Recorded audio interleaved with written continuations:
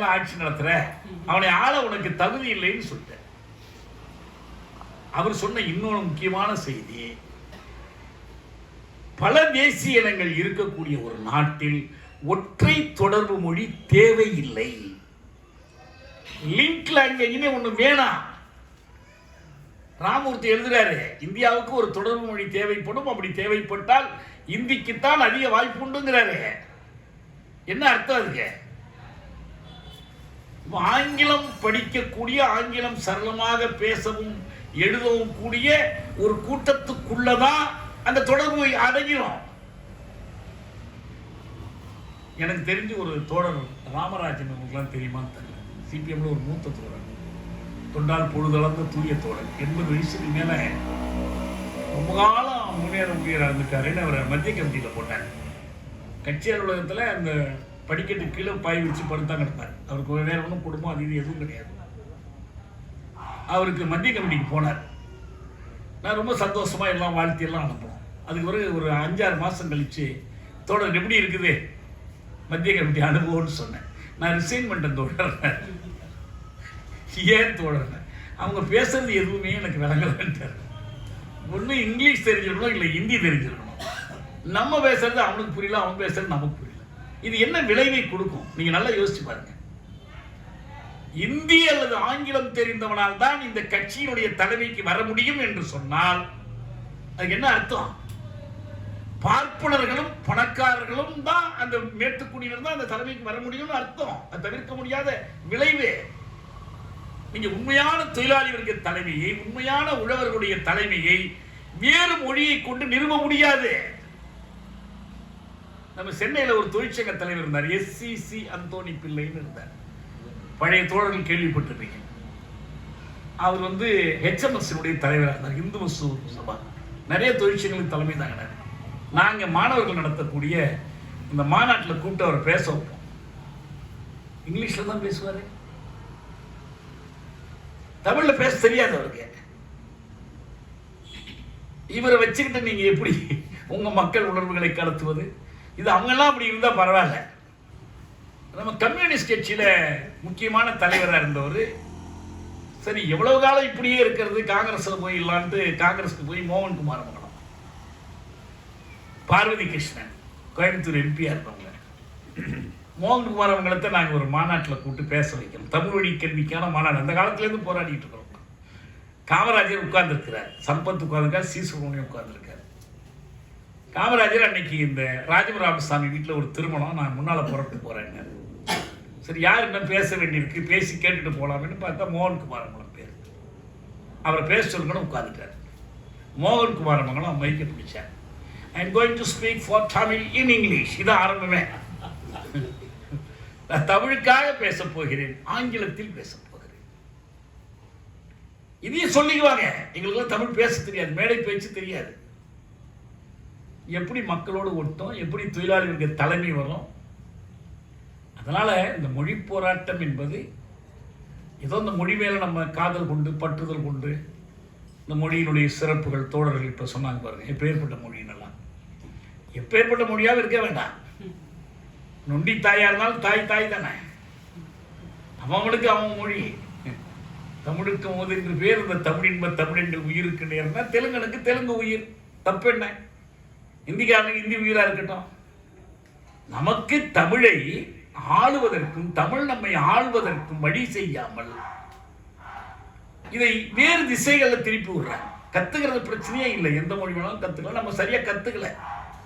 நம்ம பள்ளிக்கூடங்களில் நம்ம கல்வி நிறுவனங்களில் ஆங்கிலத்துக்கு மாற்றாக இன்னொரு அயல் மொழியை கற்றுக் கொடுக்கிற வசதி இல்லாமல் இருக்கிற வரைக்கும் நம்ம எப்படி பல மொழி கற்க முடியும்? எல்லா செல்வங்களையும் கொண்டு வந்து எப்படி சேர்க்க முடியும்? நம்முடைய செல்வங்களை எல்லாம் எப்படி உலகத்திற்கு கொண்டு போய் சேர்க்க முடியும்? முடியாது. அதனால இந்த முறை தப்பு. ஒற்றை அயல் மொழியாக ஆங்கிலத்தை நத்தி இருப்பது தவறு. தமிழ் சமூகத்தினுடைய வளர்ச்சிக்கு அது பயன்படாது. இரண்டாவது, இந்த தொடர்பு மொழி என்பது பொய் சாக்கு.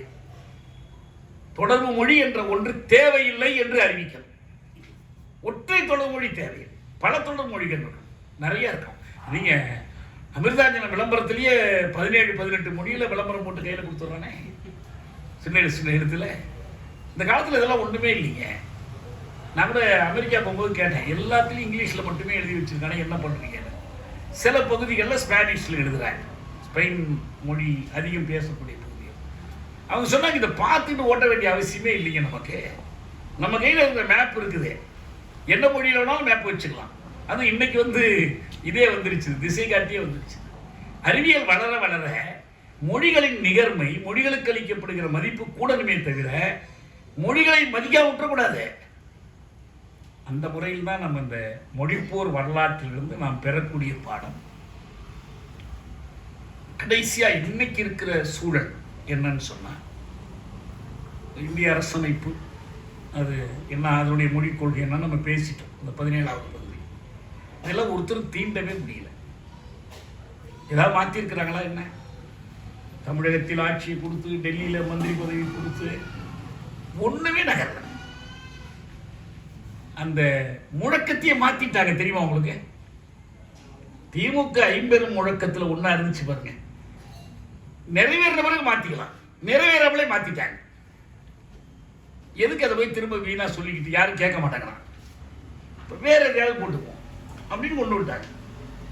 அண்ணா வழியில் அயராது உழைப்போம் இருந்துச்சு, கலைஞர் வழியில் கண் துஞ்சாது உழைப்போம்னு மாற்றிக்கலாம், அவ்வளோதான். ஆனால் தொடர்ந்து இதே அரசியல், இதே போக்கு தான் போகும். இங்கே நாம் தெளிவாக புரிந்து கொள்ள வேண்டியது என்னன்னா, ஒரு அடிமைப்பட்ட தேசிய இனத்தினுடைய மொழி ஒடுக்கப்படுகிறது. அடிமைக்கு என்ன தேவை என்றால் விடுதலை தேவை. இந்த மூன்றாம் மொழி போர்னு சொல்வதெல்லாம், நீங்க ஒரு பயிற்று மொழிக்காக நடத்தப்படுகிற போராட்டம், கல்வி மொழிக்கு நடத்தப்படுகிற போராட்டம், இந்திய அரசாங்கம் போட்ட ஒரு சுற்றறிக்கைக்கு எதிராக, இதெல்லாம் மூன்றாம் மொழி போர் அல்ல. மூன்றாம் மொழி போர் முடிவான மொழிப்போராக இருக்க வேண்டும் என்றால் தமிழ்நாட்டின் விடுதலைக்காக போராட வேண்டும். அதுக்கு கீழே எதுவுமே இல்லை. என்ன வழி சொல்லுங்க? இந்தியாவுக்குள்ளேயே இப்போ நாளைக்கு பரிதித்தனார் நூலடைவுகள் வெளியிடுறாங்க, அதில் பேச போகணும். இப்போ உட்காந்துக்கலாம், வீட்டுக்கு போய் கொஞ்சம் படிக்கணும். அவர் என்ன சொன்னாரு?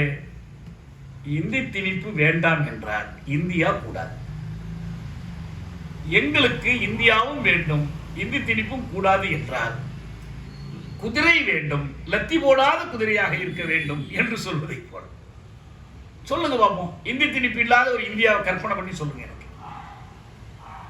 இந்தி திணிப்பும், இந்தி திணிப்பின் வழியாக சமஸ்கிருத திணிப்பும், சமஸ்கிருத திணிப்பின் வழியாக பார்ப்பன மேலாதிக்கமும், பார்ப்பன பணியா அரசும் இல்லாத ஒரு இந்தியாவே இல்லை.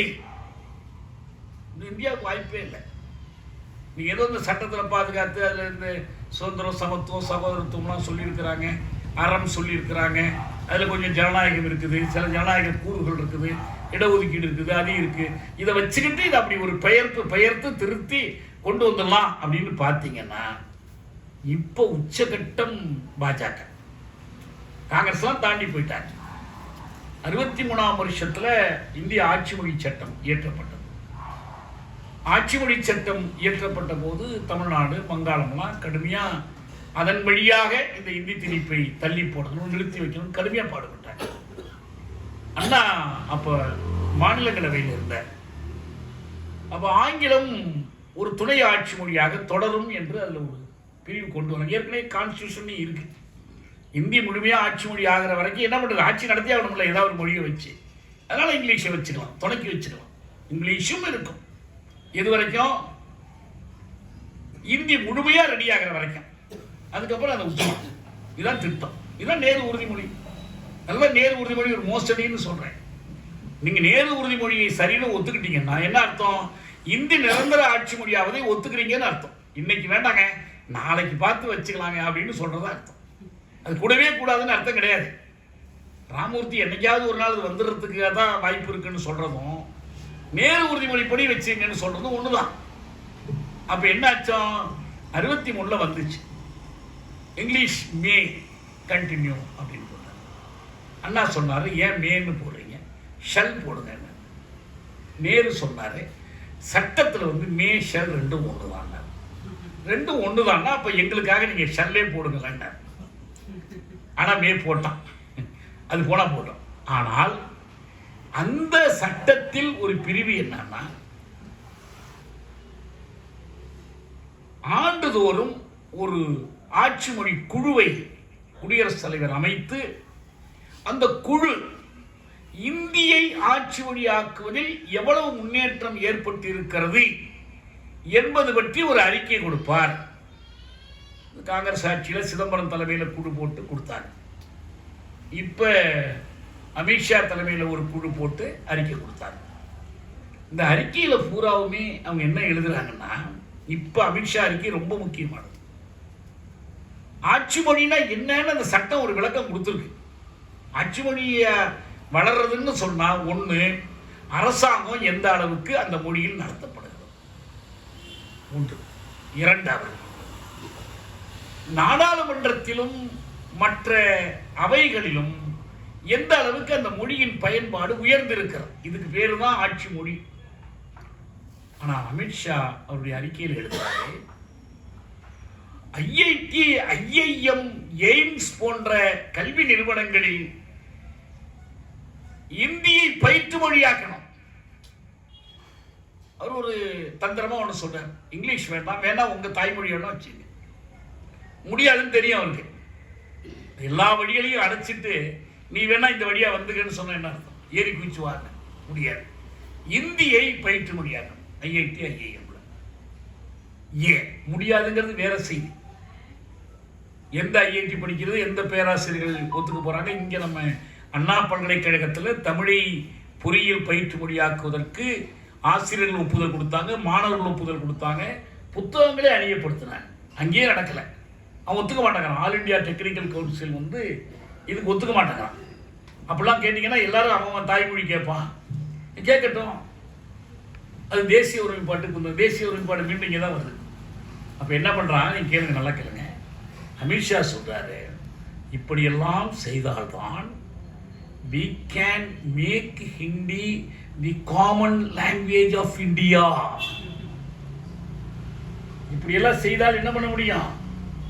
இந்தியை இந்திய நாட்டின் பொது மொழி ஆக்க முடியும்.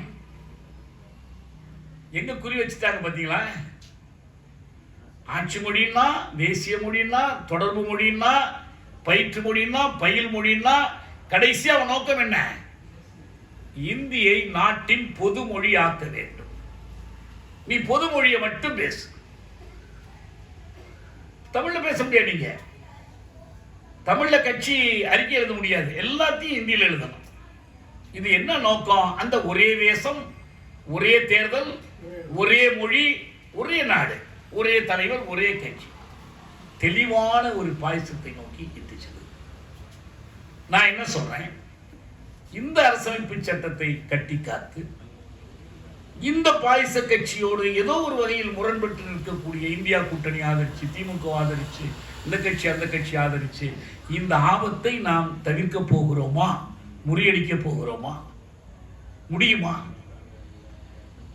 முடியாது. தண்ணியில மூழ்கிறவன் ஒரு துரும்பு கிடைச்சாலும் அதை பிடிச்சிக்கிட்டு கரையேறதான் பார்ப்பான். நம்ம எல்லா முயற்சியும் செஞ்சுதான் ஆகணும். ஒருத்தர் கையை ஒருத்தர் பிடிச்சிக்கிட்டு கரையேறதான் பார்ப்போம். ஆனால் என்ன தெரிந்து கொள்ளணும்னா, இந்த இந்தியாவில் நீங்க அப்படி கரையேறுவது இறுதியில் முடியாது. ஒண்ணு இந்தியா நம்மளை வேணான்னு சொல்லணும், அல்லது நம்ம இந்தியாவை வேணான்னு சொல்லணும். ரெண்டுல ஒண்ணு நடந்தால் மட்டும்தான் அதுதான் இந்த மொழிப்போர் ஈகியருக்கு செய்கிற வணக்கமாக இருக்கும். அந்த வரலாற்றை நாம் பயின்றதற்கு பொருளாக இருக்கும். இதுதான் இந்த வரலாறு நமக்கு கற்பிக்கிற படிப்பினை. இது பார்ப்பன எதிர்ப்பு, பார்ப்பன பணியா அரசுக்கு எதிர்ப்பு. இது வெறும் மொழி சார்ந்ததல்ல. இதை நிறைவேற்ற வேண்டும் என்றால் ஒரு குமுகம், அறம் சார்ந்த குமுகம், சமூக நீதி சார்ந்த ஒரு சமூகம், ஒரு குடியாட்சியம் நிறைந்த ஒரு சமூகம் இது உருவாக வேண்டும். நம்முடைய வருங்கால தலைமுறைகளுடைய வாழ்க்கை சிறக்க வேண்டும் என்றால் அது விடுபட்ட தமிழகத்தில் தான் சாத்தியமாகும். இது படிப்பினை. அதனால் நான் என்னுடைய உரை முடிச்சுட்டேன். நான் சொல்ல வேண்டிய இன்னும் ஒரு செய்தி இருக்குது. இந்த ஒரு உரையாடலுக்கு பிறகு சொல்கிறேன்னா சொல்கிறேன். நான் அறிவிக்க வேண்டிய இன்னொன்று இருக்குது. நேரத்தை பொறுத்து நீங்கள் மற்றது ஏதாவது கேட்கணும்னா கேளுங்க, பேசணும் பேசணும். இல்லை ஏன் செய்தி சொல்கிறதுனா நான் சொல்கிறேன். 8:45 இருக்குது. சொல்லலாம் அறிவிங்க வாங்க வாங்க. அதுக்குள்ளே யோசிச்சுக்குவாங்கல்ல கேள்வி நம்ம முதல்ல கேட்போமா, வேற யாராவது கேட்குறாங்களா? வாங்க வாங்க அறிவிங்க.